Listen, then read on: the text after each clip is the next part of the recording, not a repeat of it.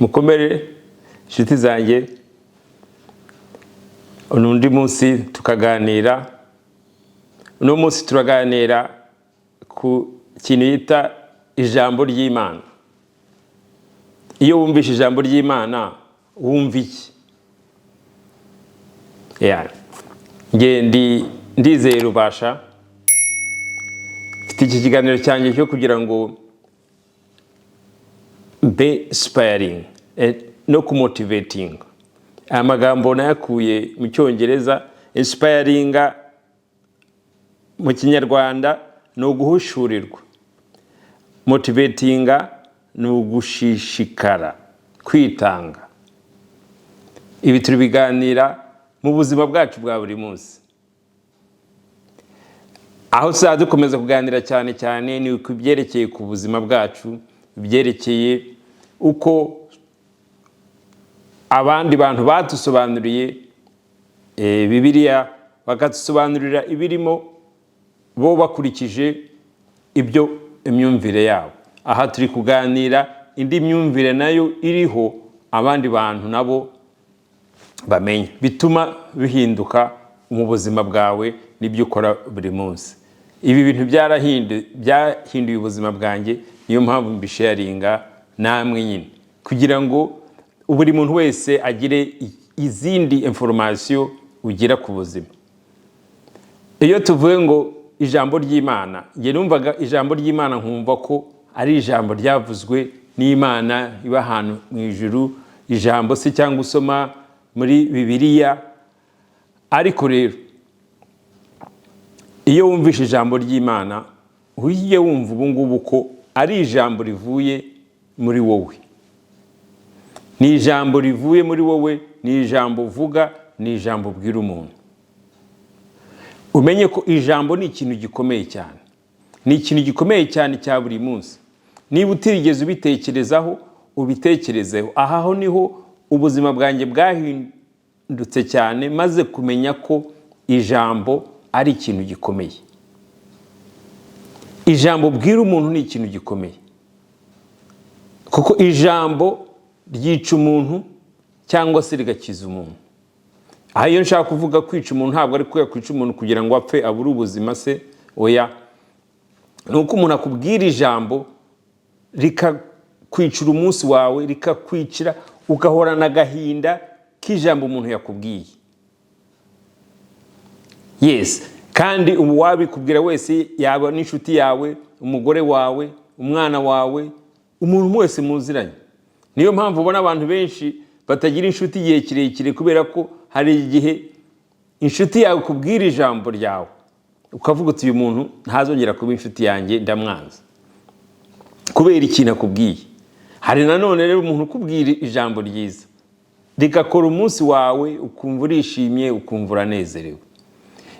Numenya kumenyera ibyo bintu bibiri, ko ijambo rikora ibyo byombi, ni wowe noneho uzajya uteganya icyo ubwira umuntu, uteganya uko uganira n'abantu, kuko urabizi ko ijambo rituma abantu bangana, ijambo rituma amakimbirane abaho. Nubimenya rero, numenyera ibanga, ntuzongera kubona ko hari amakimbirane abaho hagati yawe, ahubwo cyane cyane ibingibi bimihera muri family yawe, abana bawe, umugore wawe, inshuti zawe, abavandimwe bawe. Yes, numenye ingufu ry'ijambo rifite, bizagukiza. Ntabwo uzongera kugira n'ikibazo n'umuntu, ntabwo uzongera kuvuga uti uyu muntu reka da. Yes, kuko rirakwica cyangwa se rikagukiza. Kuko ibintu ku isi ni ibintu bibiri, hari ibintu biduteza ingorane, hari n'ibintu bidukiza. Ni 50-50, nuko bihoraho, nuko bigenda. Icyo twiga rero, kubera ko mind yacu ariyo mana yacu, ubwonko bwacu ariyo mana yacu, tumenya kubyirinda, kubana nabyo, tukabana nabyo kandi twubaka ubuzima bwacu. Kuko icyo nicyo kibazo nagize experience y'ibyo namenye mbere n'ibyo menye ubu ngubu, ko ndi nge mana, ko ubuzima buva kuri ngewe buhindura ubuzima bwanjye mu mikorere yanjye ya buri munsi. Nta muntu ushaka kumbwira ijambo ngo rindakaze kugira ngo ndakare. ryaba ari iryica, ryaba nize kumenya ko iryo jambo ari igitekerezo cye, ari ikintu ngewe ugomba kwirinda. Wowe ni wowe ugomba kwirinda, kuko iyo ijambo rikwishe ni wowe wica ubuzima bwawe, ni wowe wica umunsi wawe, ni wowe wica ibikorwa byawe, ni wowe wica gahunda zawe wari ufite. Ugomba kumenya icyo kintu ukakirinda, kuko mind yawe niyo mana yawe. Nawe rero icyiza ugomba gukora ni ukumenya aho ubwira ijambo ryawe, kuko uzi ko uyu munsi uramenye ko rifite ingufu, ufite powerful. Yes, abantu bavuga ngo ngomba kumubwiza ukuri, nta ibyo nabyo nibyo, ariko n'ukuri nyine ugomba kuba ugufite mu bintu utekereza.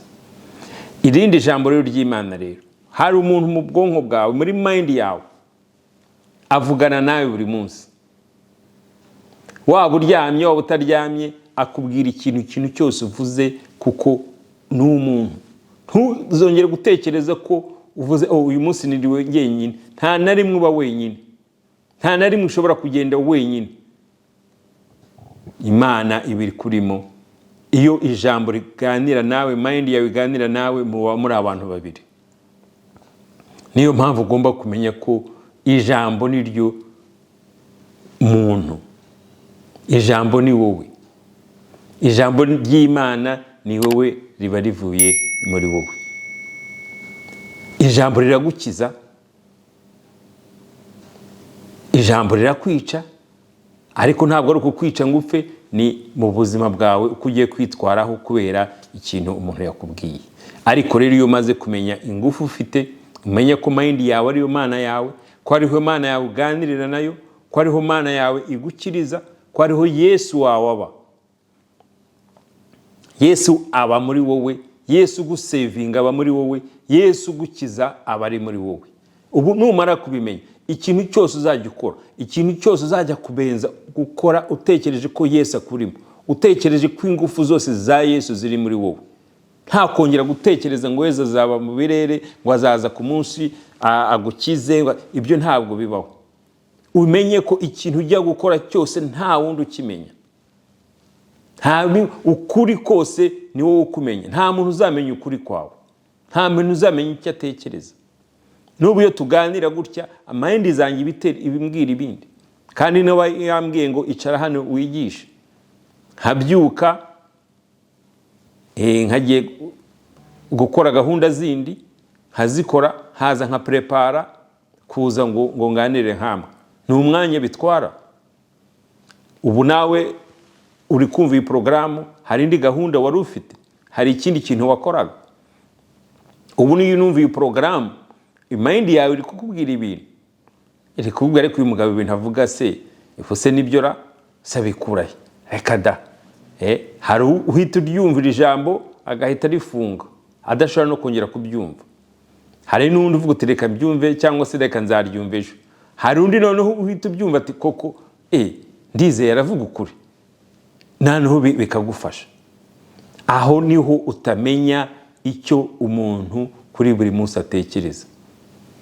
Abantu bose dutekereza ibintu bimwe bitandukanye, kandi turi bamwe.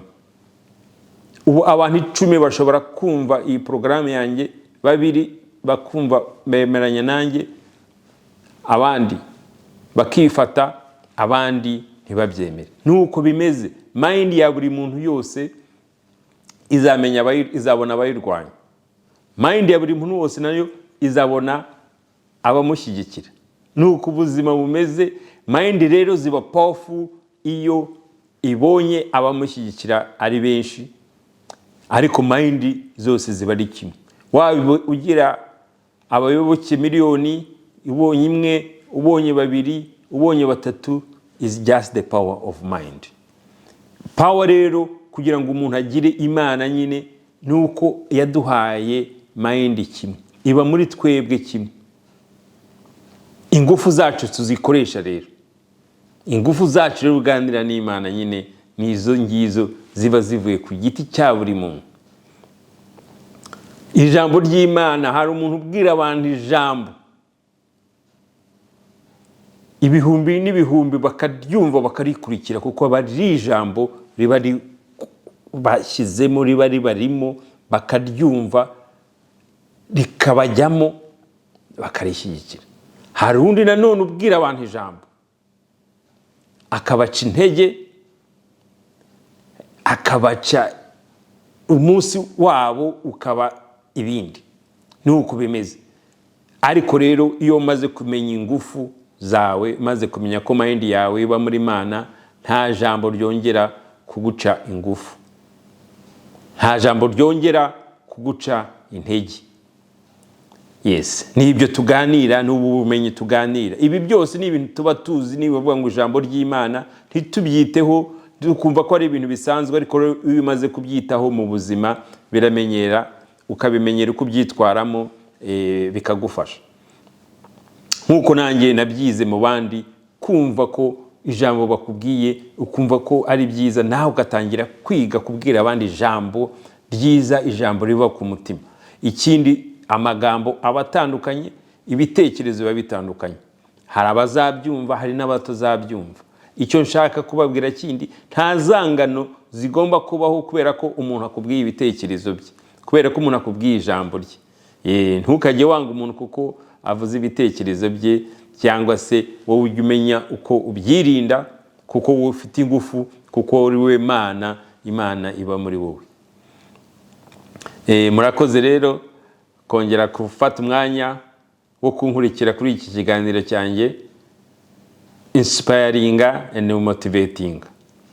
Nimusubscribe kuri YouTube channel @Ndizeye Rubasha. Ko kandi dukomeze, ubwo tuzakomeza ubutaha. Murakoze cyane.